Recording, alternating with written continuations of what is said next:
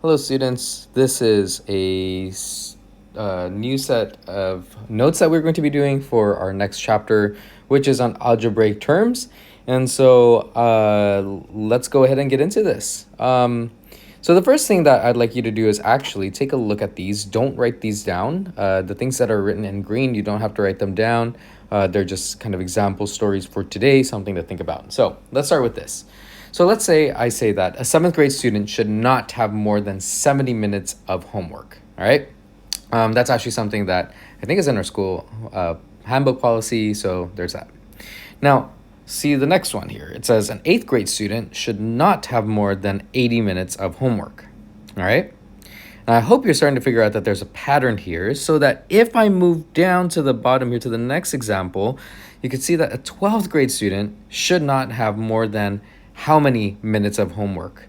And if you take a look at the pattern here, you see, well, okay, so that we could already tell that the 7th and 8th grade both have different amounts of homework, right? And it looks like the 7 is the same with the 70 minutes and the 8 is the same in the 80 minutes. So it looks like it's whatever the grade is.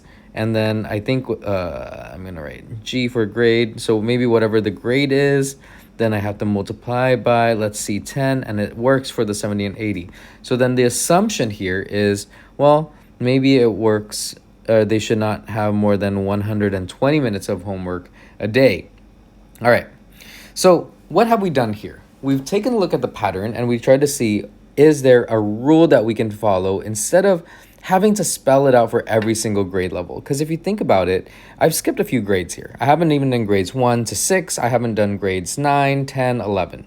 All right, so now if you were to just go off the top of your head, if I said, hey, like what amount of homework should a 5th grader have, you can already determine that it's 50. And even though you might be able to think of it really fast, but what your brain is really doing is you've just decided to create this rule in your head and you followed it and you said, well, whatever the grade is, I'm going to have to multiply it by 10.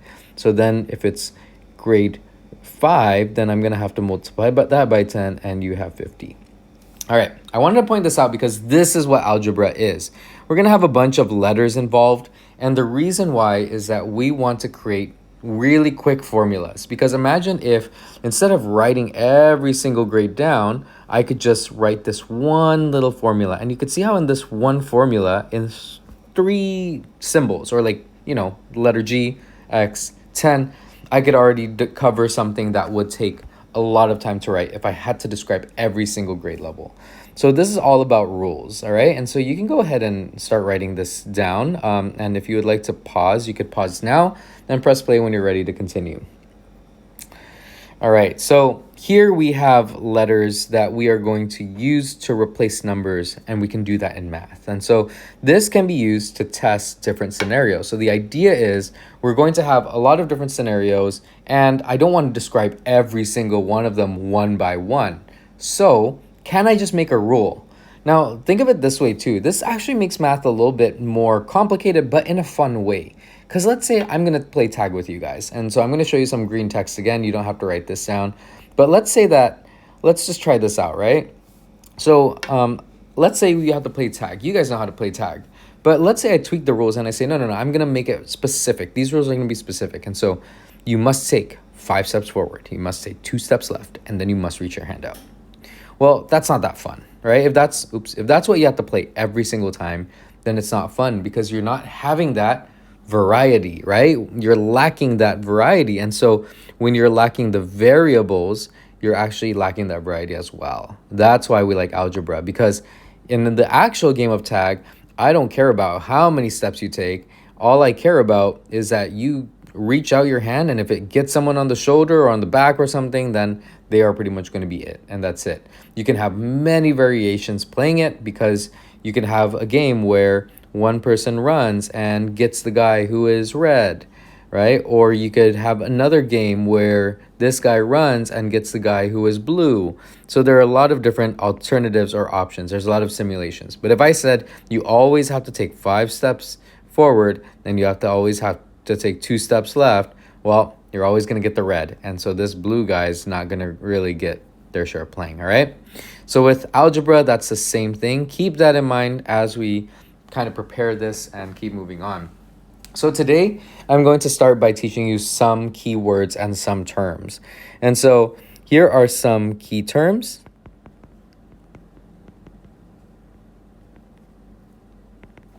The first key term that we have is a variable.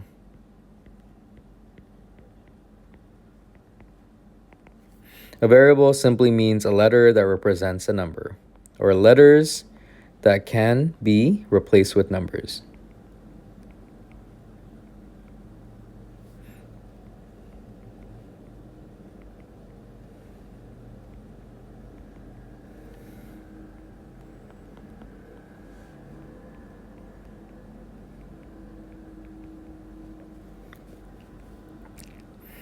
All right, so now once we have these the variables here, then an example, or once you have this definition, an example of this would be like the letter A, or the letter B, or the letter E. All right, those, and of course the most common one, actually I should add it, is the letter X. You're going to get that a lot. And so these are all variables. You can always replace these with numbers, and you could actually replace them with other letters as well. The idea is they're kind of like a box, like a fillable box. That's kind of what it is. All right. So now we're going to have another definition, and this is going to be very important for when we talk about adding and subtracting variables. So go ahead and write down like terms. And these are numbers or values. Let's say values. So these could be like, numbers that have or that share the same letter.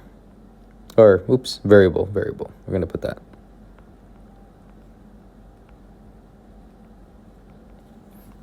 All right, and again, at any point, feel free to pause it if you need to write this down, but I'm just going to go a little bit ahead here.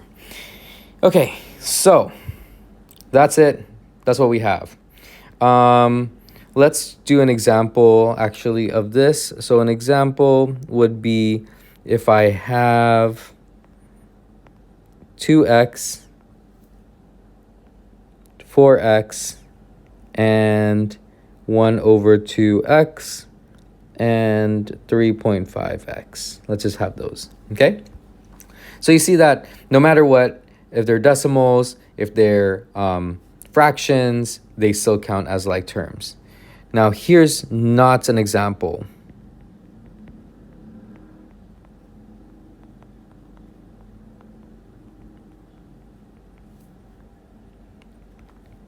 So let's have 2x, and then we have 1 over 3x, and then we have 4y. Right? And we could point out that this right here is not a like term.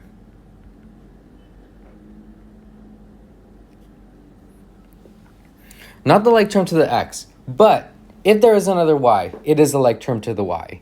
So it's kind of like apples and oranges. Apples are like terms with apples, and oranges are like terms with oranges. Okay, so now that we have these key terms down, let's go ahead and talk about a couple of examples here, and we're just going to try something out. We're going to start with adding and subtracting like terms, and this set of notes actually will be both for 2.1 and 2.2, so a little bit of a shortcut here. But the reason why is because the concepts are something that you guys have just been covering in the last class. So yeah, adding and subtracting like terms. All right, so this is kind of the first key section of algebra for you guys, and that is this. So the rule is, we're going to start off with the rule. When you are adding or subtracting algebraic expressions,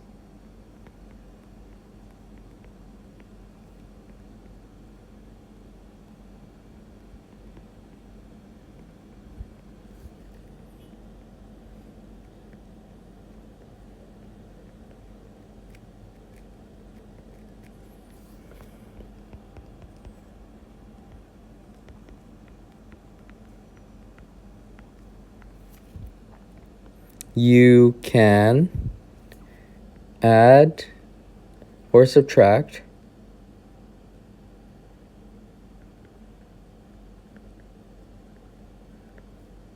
only like terms.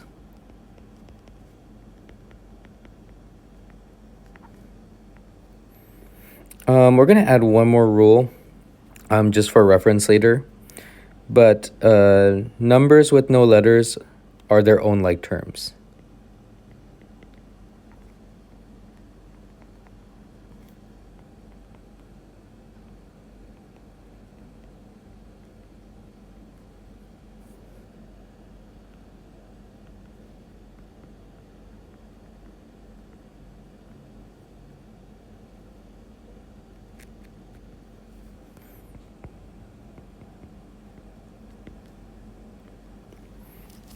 Okay, let's go with a couple of examples, and then we're going to try one of the try sections from the book. So an example is, you guys know 3 plus 5.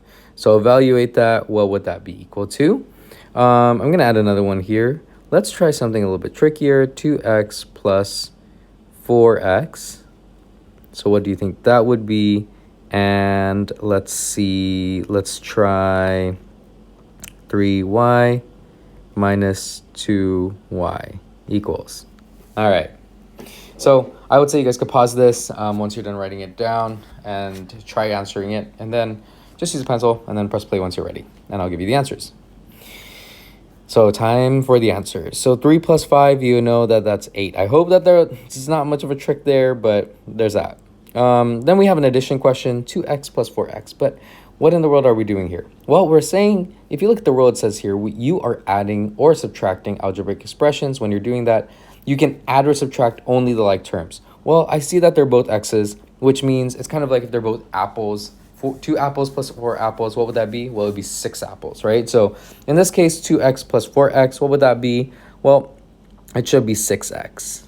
And then the last one is 3y minus 2y, basic subtraction question. I could take this a step further and turn this into what we learned about last time, where if I'm minusing, all I'm really doing is I'm adding, and I'm adding the opposite symbol there. That's an extreme way to do it, but it's still the same results.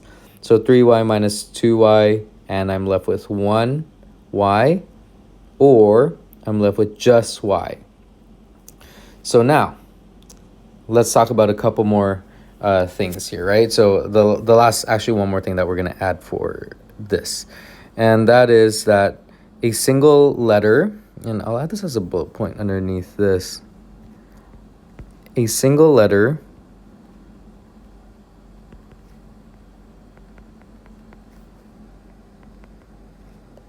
represents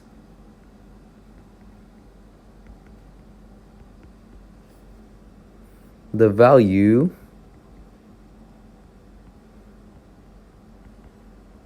one. So let's say if I just said apple, then you can assume that there's only one apple. All right. I'm going to give you some try questions to follow, but before that, one final question for these notes here is, I would like you to try this, and we're going to try to see if we could get the answer in the next set of notes or in this next class. All right, so let's say I'm going to leave you with 2x plus 3y plus 4x plus 3 plus 2y plus 1.